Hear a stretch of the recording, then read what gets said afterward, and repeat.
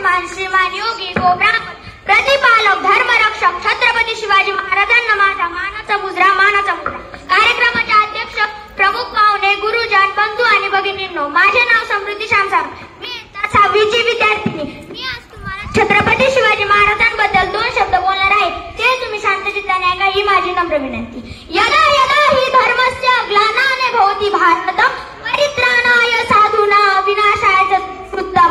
5,500 वर्षापूर्वी भगवान श्री कृष्णाने अर्जुनाला हे गुपित सांगितले होते. म्हणून मी म्हणते महाराज हे अवतार होते. आम्ही तुम्ही जन्माला येतो, पण महाराजांसारख्यांना पाठवले जाते. धर्माला ग्लानी आली होती. यवनाचा धुमाकूळ चालू होता. दिवसा ढवळे राजघरांच्या स्त्रियांना पळवले जात होते. ब्राह्मणाच्या दारापुढच्या गाईला बाबूजीचे मान ब्राह्मणाच्या तोंडात कोंबले जात होते. काशी मथुरा अयोध्या इथले मंदिर तोडले जात होते. मुस्लिम धर्म कबूल करण्यास सांगितले होते. सगळे लोक ह्या काळातून गाव वसाड पडले, डोंगरावर जाऊन राहायला लागले. पावसाने झोडपलं, राजाने लुटला, न्याय कोणास मागाव कळण्यात झालो. आता दुसरं आहे का, आपल्या गावाच्या शेजारी एक गाव आहे पैठण, तिथे एक संत होऊन गेले, संत एकनाथ. ते एक दिवशी गंगेतून स्नान करून येत होते. एक मुसलमान पोरगा त्यांच्यावर पान खाऊन थुकला. त्यांनी असं एकदा दोनदा नाही 108 वेळेस केलं. संत रागवले नाही. शेवटी थकून हारून तो मुलगा संतांना म्हणाला, मी तुमच्यावर 108 वेळेस थुकलो, तरी तुम्हाला राग नाही आला का?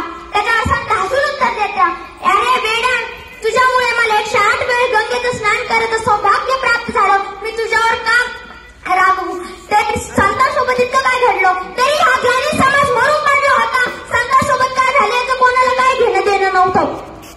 पण साधू संत अजूनही जागे होते. त्यांनी आधी माया शक्तीला विनंती केली, दार उघड आई, दार उघड, महिषासुरमर्दिनी दार उघड, तुझ्यापुरती आई भवानी दार उघड. देवीनी संतांचा धावा ऐकला. 19 फेब्रुवारी 1630 रोजी शिवनेरी किल्ल्यावर छत्रपती शिवाजी महाराजांचा जन्म झाला. वयाच्या 16व्या वर्षी तोरणा किल्ला जिंकून स्वराज्याचे तोरण बांधले. छत्रपती शिवाजी महाराजांचे मावळे त्या हातावर शिर घेऊन लढत होते. म्हणत होते, एका हातात तुळशीपत्र, दुसऱ्या हातात अंगार. सांगा महाराज आमच्या संसारावर काय ठेवू? छत्रपती शिवाजी महाराज एकावर एक लढाई जिंकत गेले. आदिलशहाला सहन व्हायना. मग त्यांनी अफजल खानला बोलवलं. अफजल खान हा खूप कपटी होता, तो खूप शक्तिशाली होता. त्यांनी महाराजाला कार्यक्रमास आमंत्रण दिले. महाराज सावध होते. महाराजांनी अंगरक्षक व हातात बागनकी घातलेल्या होत्या. भेटीतच त्यांनी महाराजांचे धोक्याने कपाट केले व बगलात पकडून मारायचा प्रयत्न केले.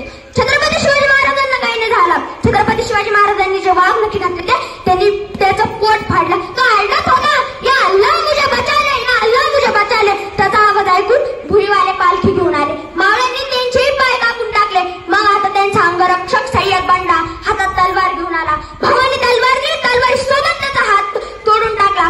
मग जसं बोकड्याचं मुंडकं कापलं तसं महाराजांनी त्या राक्षसाचं मुंडकं कापलं. आता मग त्यांचा वकील कृष्ण भास्कर कुलकर्णी हातातली पेन्सिल सोडून हातात तलवार घेऊन आला. महाराजांचा केसही तुटला नाही. भवानी तलवारला खूप राग आला. त्याचे 3 तुकडे केले, कृष्ण, भास्कर व कुलकर्णी. आता मग सगळ्या झाडी झुडपीत लपलेले सैन्य हर हर महादेवचा गजर करीत आले. मग त्या सगळे जे सैन्य होते त्यांना पळून गेले. आता मग दिल्लीहून